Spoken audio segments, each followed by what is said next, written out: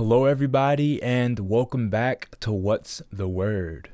Today is Wednesday, December 9th, 2020, and today the word comes from 1 Corinthians 15, verse 58, which reads, "Therefore be steadfast, immovable, always excelling in the work of the Lord, being continually aware that your labor in the Lord is not futile nor wasted." And from that, I want to say, always do your best. That's not to say that you have to be perfect, because you don't. In fact, your best changes from day to day depending on your environment, whether physical or mental, your energy levels, and even your health. But we know from the word that you will reap what you sow. So when you sow from your best, you will reap your best reward. Starting off today's scoreboard watching with college football, as Navy lost to the 24th ranked Tulsa 19-6.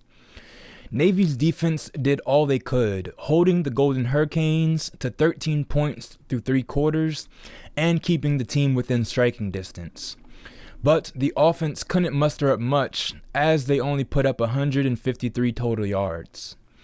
Next up for Navy, they traveled to face Army at 3:30 p.m. This game will be the first time the Army-Navy game is held in West Point since 1943. Moving on to college basketball and starting with the Terrapins, as Maryland defeated St. Peter's 90-57. Maryland was able to score in all phases, making 52% of their shots, connecting on 9 three-pointers, and parading to the free throw line 44 times. However, they were only able to make 29 of their free throw attempts, which translated to a putrid 65%.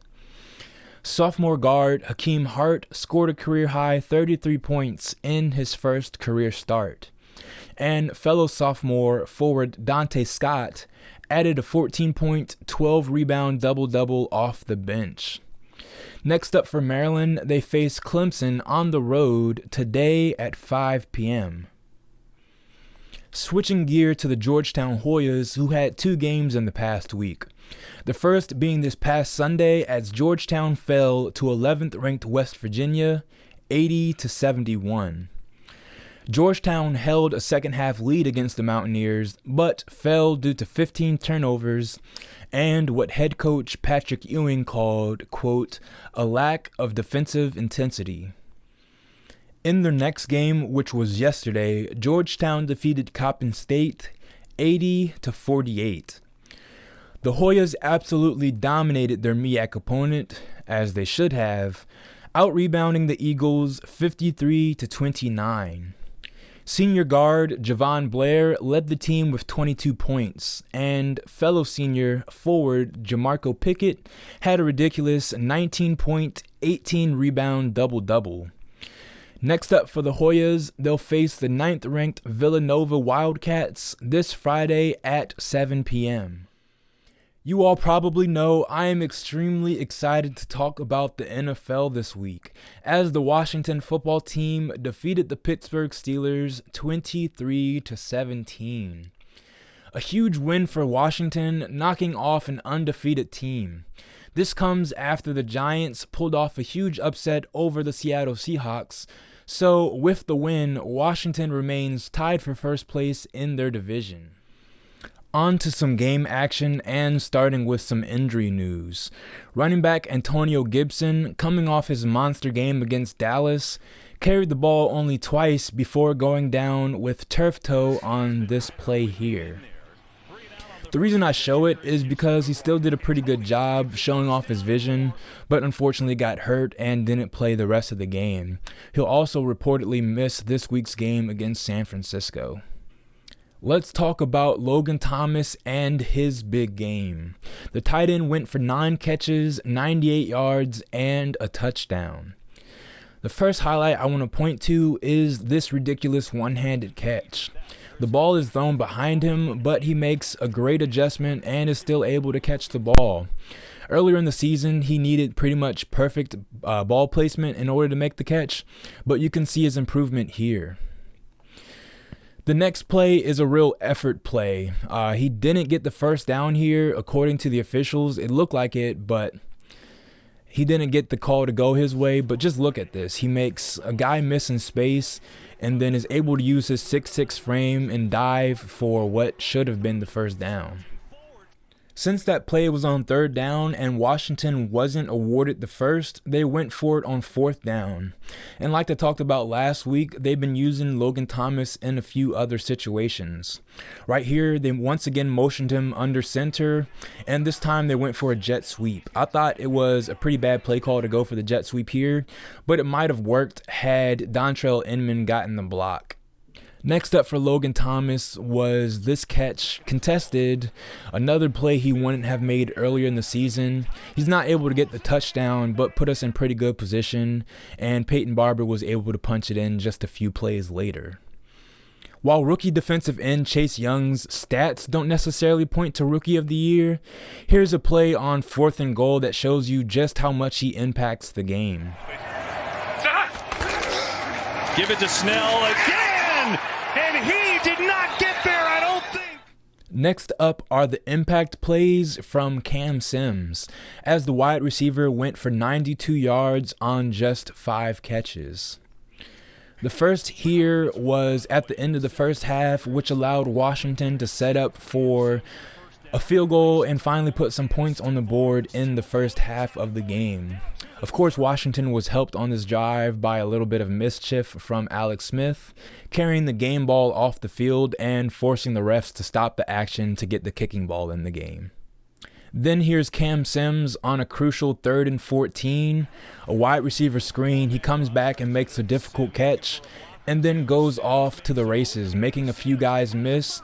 And on this drive, Washington was able to put a touchdown on the board, so this really helped. And finally, let's look at this one-handed catch from Cam Sims.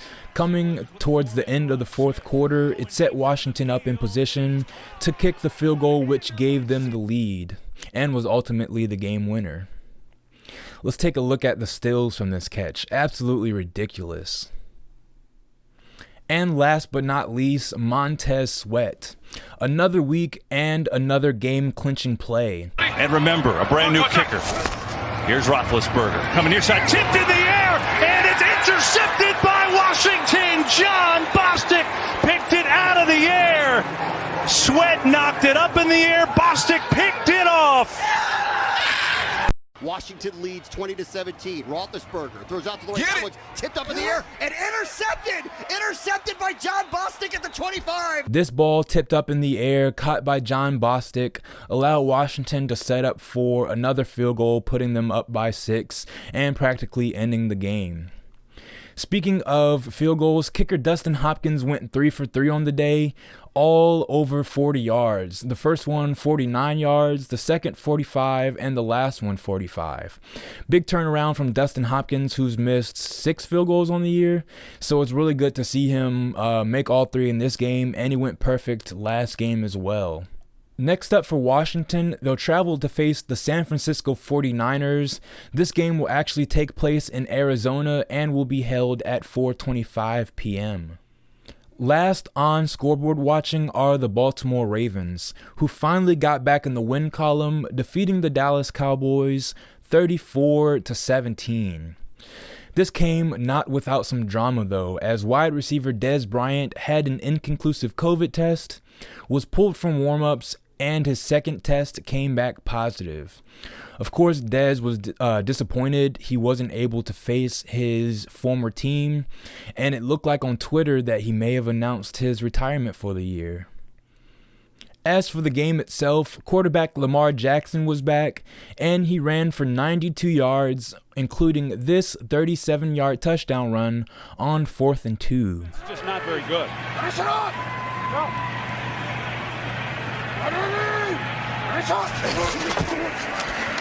Jackson keeps, gets it, and goodbye. Touchdown, Lamar Jackson, right up the gut. What I really loved about this play is that Lamar waved off the punt team from the sideline and then took it to the house right afterwards. So that's leadership right there.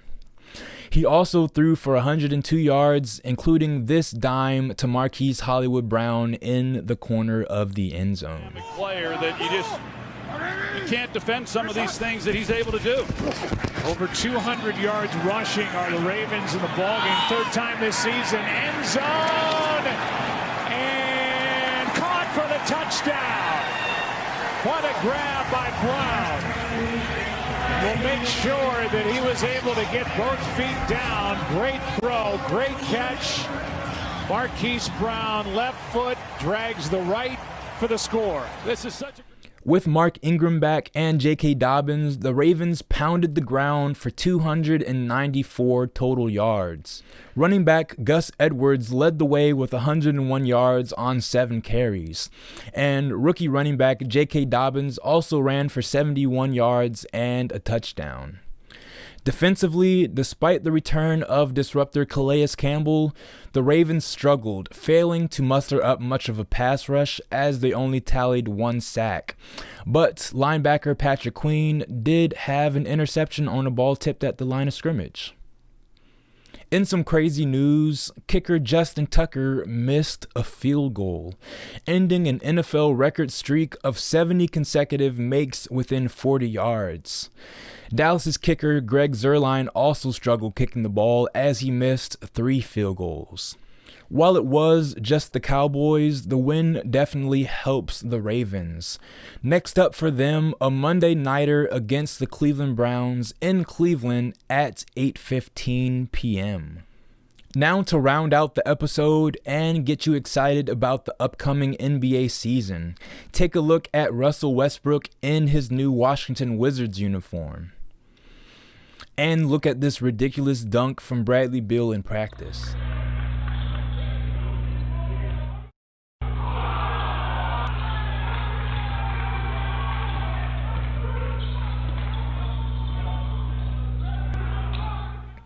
That's all I have for this episode. Thank you everybody for tuning in. God bless.